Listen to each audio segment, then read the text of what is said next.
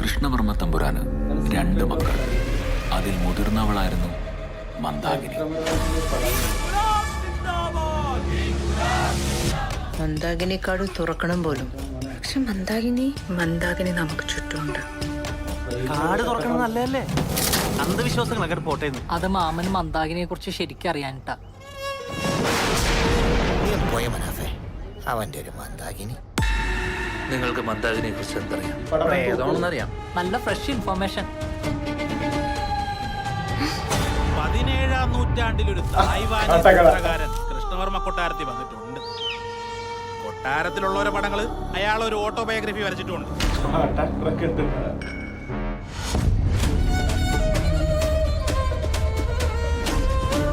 സൂക്ഷിച്ചു നോക്കിയാൽ മനസ്സിലാവും. മരണങ്ങൾ നടക്കുന്നതൊക്കെ ഗ്രഹണ സമയങ്ങളിലാണ്. സാധാരണ ഗ്രഹണമല്ല, സൂപ്പർ ബ്ലഡ് മൂൺ എന്നാ പറയണത്.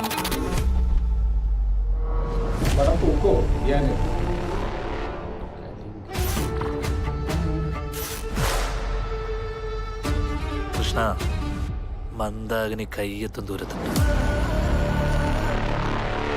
പടം ഇറങ്ങിക്കഴിഞ്ഞാൽ ചിലപ്പോൾ ധ്യാനം തൂക്കുന്നു. അടിപൊളി ഫ്രെയിമും കാര്യങ്ങളൊക്കെ അടിപൊളിയാണ് മൊത്തം.